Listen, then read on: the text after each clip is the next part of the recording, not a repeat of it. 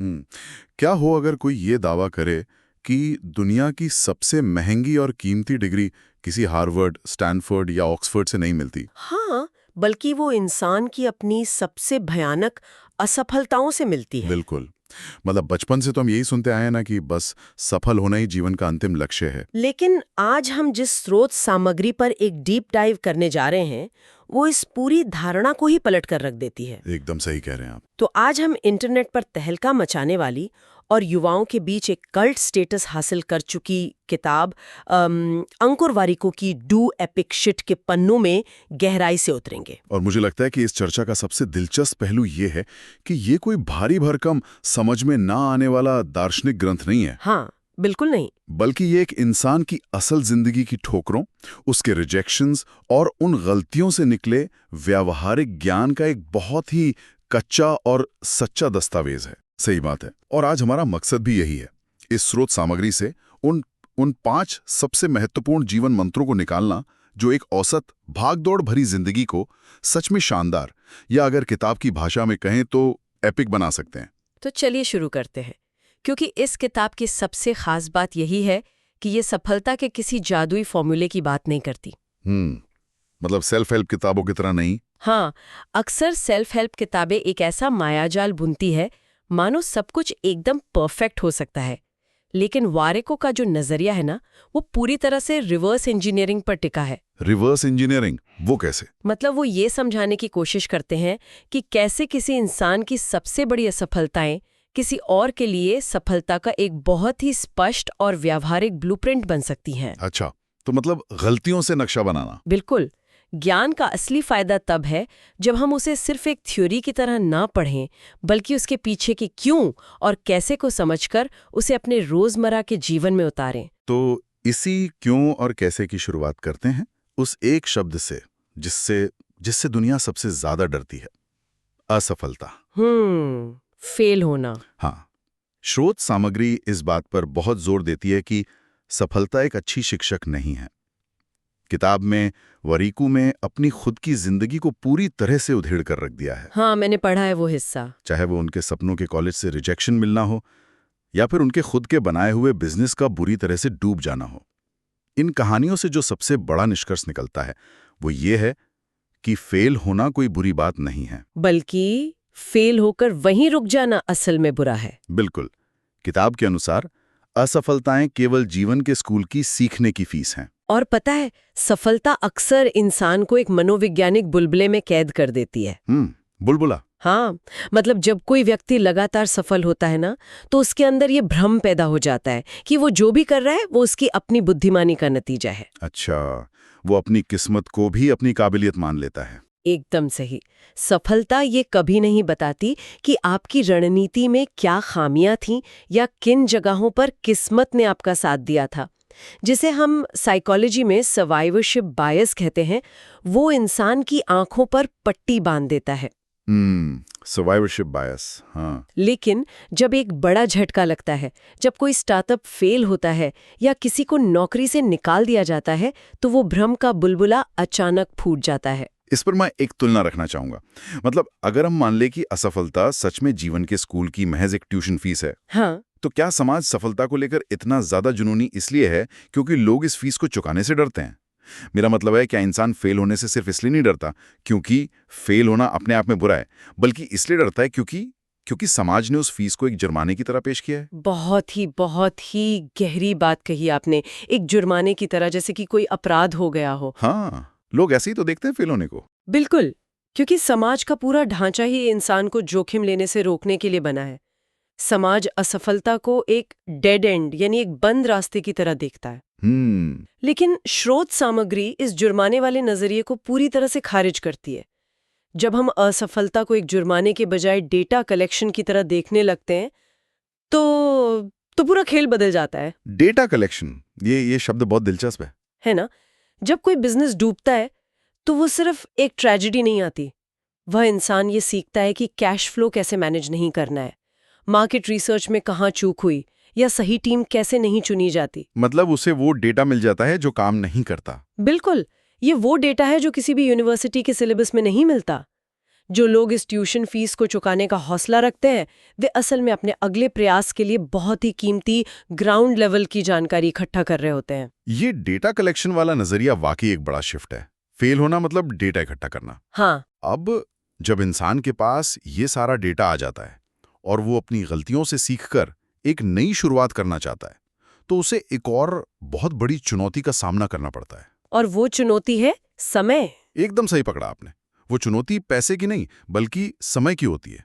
किताब का एक बहुत ही कड़ा नियम है कि पैसा तो वापस कमाया जा सकता है लेकिन बीता हुआ समय कभी लौटकर नहीं आता। कभी नहीं। इसलिए जो काम खुशी ना दें या अंतिम लक्ष्य के करीब ना ले जाएं, उनमें समय बर्बाद नहीं करना चाहिए। समय को सिर्फ खर्च करने के बजाय निवेश करना सीखना चाहिए। ये बहुत जरूरी पॉइंट है।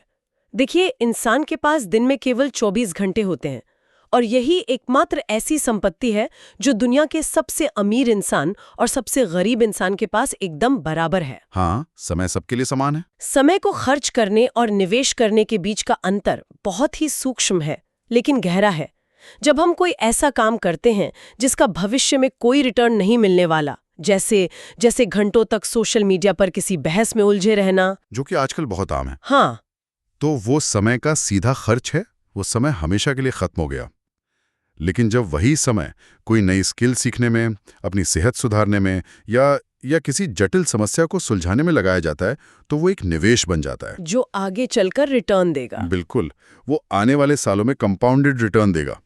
लेकिन यहाँ मैं एक मजबूत काउंटर पॉइंट रखना चाहूंगी। हाँ, बताइए। स्रोत कहता है कि केवल उन कामों में समय का निवेश करें जो खुशी दें या लक्ष्य के करीब ले जाए। तो क्या ये एक बहुत बड़ा प्रिविलेज या विशेषाधिकार नहीं है? आप ऐसा क्यों सोचते हैं? क्योंकि अगर हम असल और जमीनी जीवन की बात करें तो रोजमर्रा की जिंदगी में ढेरों ऐसे उबाऊ, थकाऊ और नीरस काम होते हैं जो इंसान को मजबूरन करने ही पड़ते हैं। हाँ, वो तो है। जैसे घंटों ट्रैफिक में फंसकर ऑफिस जाना, घर की सफाई करना या कोई ऐसी जॉब करना जो सिर्फ बिल भरने के काम आती हो। हर किसी के पास ये लग्जरी नहीं होती कि वो हर वक्त सिर्फ अपनी खुशी के लिए समय निवेश कर सके। मैं आपकी बात समझ रही हूँ, ये उलझन बहुत सामान्य है और पहली नज़र में ये एक विशेषाधिकार ही लगता है। लेकिन अगर हम स्रोत के मनोविज्ञान को गहराई से समझें तो ये असल में काम की प्रकृति की बात नहीं है। तो फिर किस चीज़ की बात है? ये माइंडसेट यानी मानसिकता की बात है। समय का निवेश करने का ये मतलब बिल्कुल नहीं है कि इंसान अपनी जिम्मेदारियों से भाग जाए या उबाऊ काम करना बंद कर दे। सवाल ये है कि उस मजबूरी के समय में इंसान का दिमाग कहाँ है। मानसिकता कैसे एक उबाऊ काम को निवेश में बदल सकती है, इसे थोड़ा और साफ करें। अच्छा, इसे ऐसे समझते हैं। मान लीजिए कि कोई व्यक्ति रोज 2 घंटे ट्रैफिक में फंसकर एक ऐसी नौकरी पर जाता है जो उसे खास पसंद नहीं है। ये उसकी मजबूरी है। हाँ, दिल्ली मुंबई में तो ये रोज की कहानी है। बिल्कुल। लेकिन अगर वह उन 2 घंटों में लगातार अपनी किस्मत को कोस रहा है, गुस्से में हॉर्न बजा रहा है या नकारात्मक विचारों में डूबा है, तो वह उस समय को खर्च कर रहा है, बल्कि बर्बाद कर रहा है। सही बात है। इसके विपरीत अगर वो व्यक्ति उसी ट्रैफिक के दौरान कोई पॉडकास्ट सुन रहा है, कोई ऑडियो बुक सुन रहा है या सिर्फ शांति से अपने दिन की योजना बना रहा है, तो उसने उस खर्च होने वाले समय को भी अपने मानसिक विकास में निवेश कर दिया। वाओ, ये तो इसे एक तरह का टाइम ऑडिट कह सकते हैं। ये देखना कि दिन के 24 घंटों में से कितने घंटे सच में आपके नियंत्रण में हैं और उन घंटों में आपका दिमाग किस दिशा में काम कर रहा है। बहुत ही शानदार तरीका है इस बात को देखने का। मतलब मजबूरी को भी एक अवसर में बदल देना। हाँ, बिल्कुल।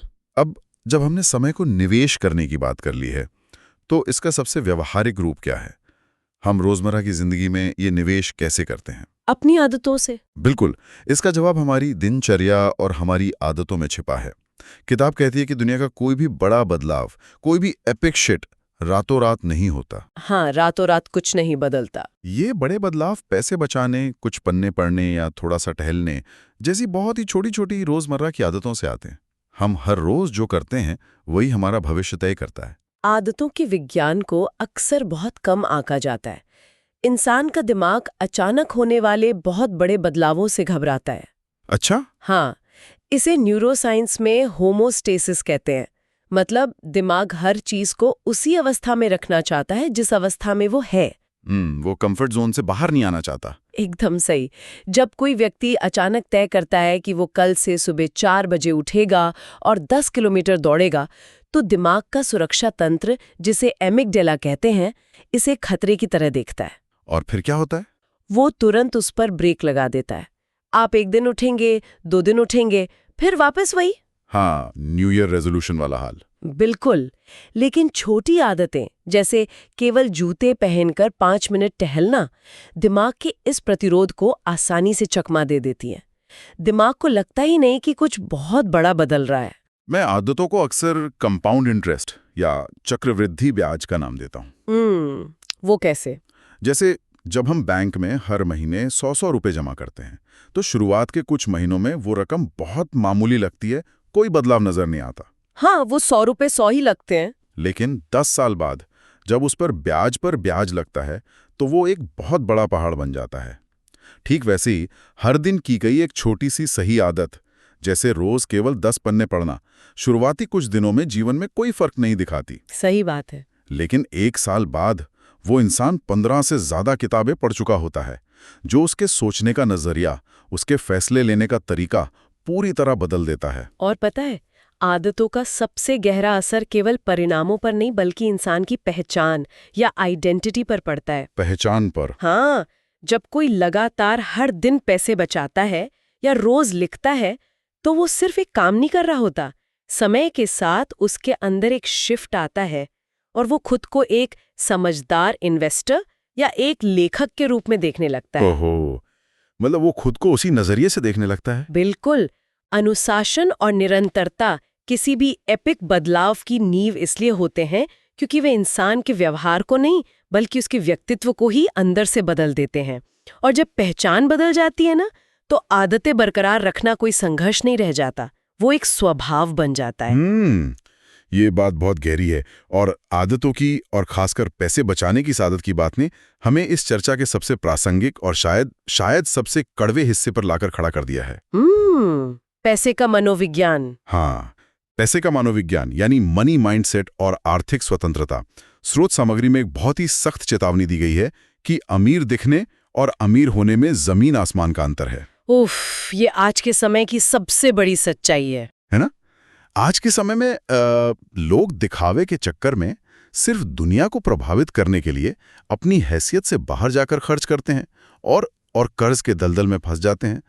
किताब इस स्थिति को बहुत ही कड़े शब्दों में मानसिक गुलामी कहती है। और ये मानसिक गुलामी कोई अतिशयोक्ति नहीं है, ये आज के कंज्यूमर कल्चर की सबसे डरावनी सच्चाई है। बिल्कुल। जब कोई व्यक्ति कर्ज लेकर ईएमआई पर कोई ऐसी लग्जरी कार या गैजेट खरीदता है जिसकी उसे असल में जरूरत नहीं है, तो वो सिर्फ पैसा नहीं चुका रहा होता। तो वो क्या चुका रहा है? वह आने वाले कई सालों का अपना समय, अपनी मानसिक शांति और अपनी आजादी गिरवी रख रहा होता है। वो उस कार की ईएमआई चुकाने के लिए एक ऐसी नौकरी में फंसा रहता है जो उसे डिप्रेशन दे रही है। ये कर्ज उसे कोई भी नया या साहसिक कदम उठाने से रोकता है।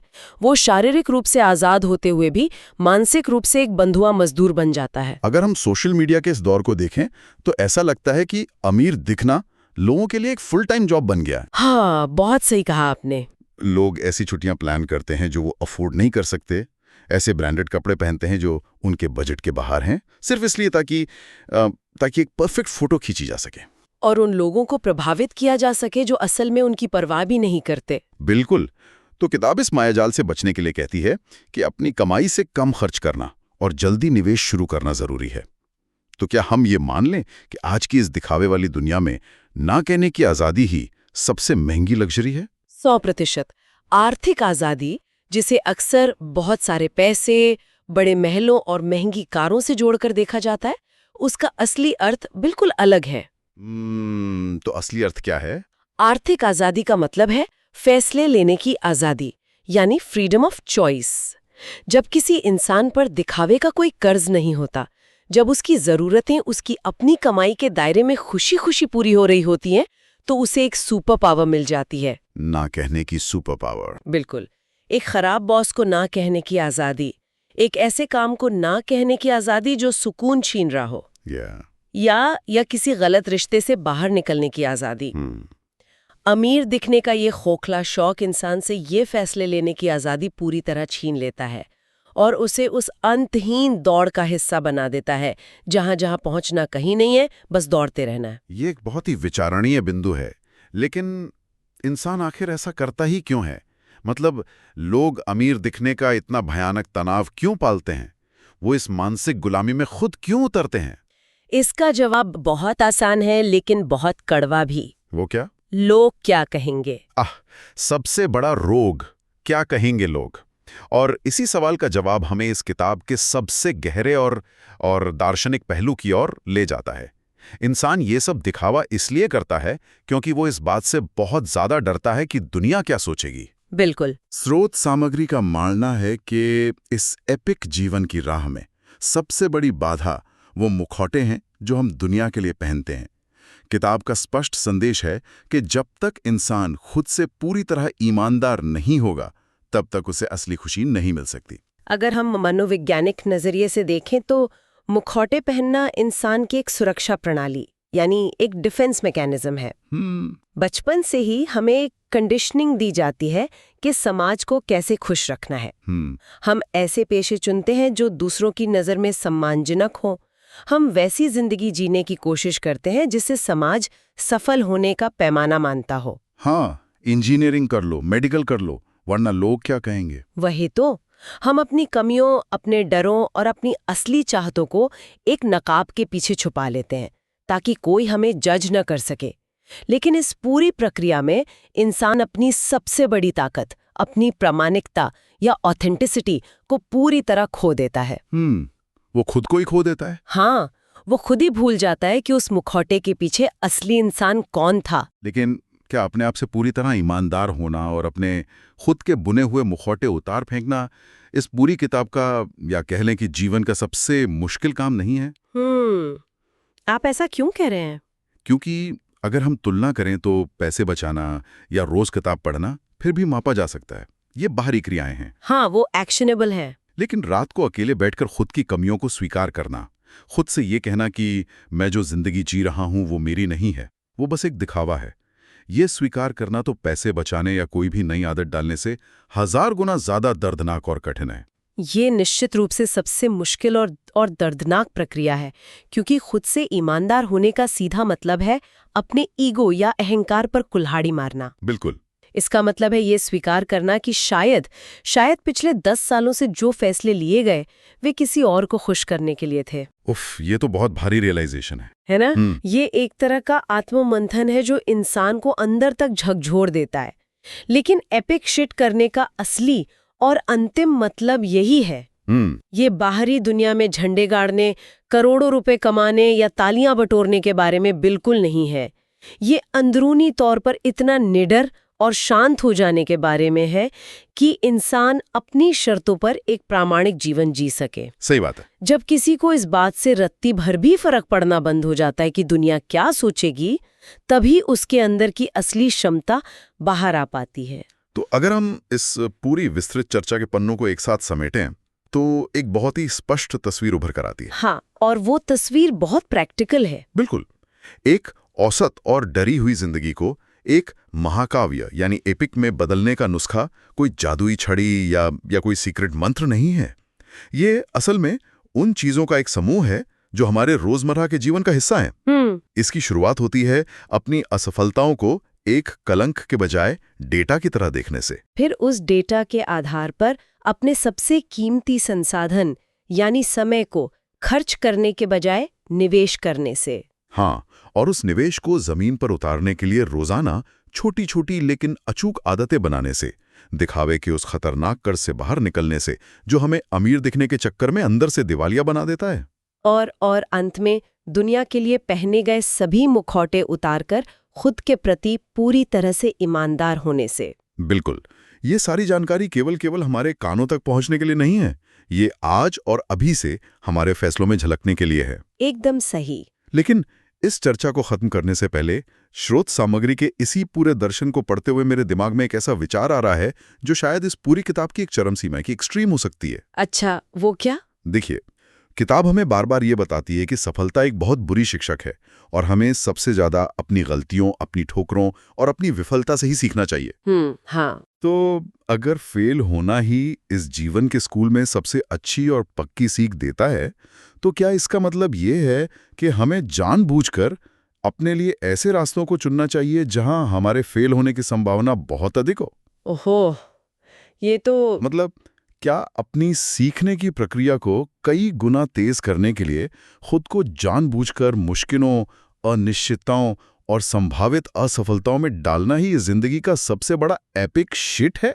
ये वाकई में एक बहुत ही गहरा सवाल है। शुरुआत में हमने बात की थी कि जीवन का कोई साफ सुथरा ब्लूप्रिंट नहीं होता है। हाँ। तो शायद खुद को उन उलझे हुए, बिना नक्शे वाले अंधेरे रास्तों पर धकेल देना और उन अनगिनत गलतियों की स्याही से अपना खुद का एक नया ब्लूप्रिंट बनाना ही असल में जीना है। इस सवाल को, इस विचार को अपने साथ रखिएगा और खुद से पूछिएगा। आज की इस गहरी चर्चा में बस इतना ही।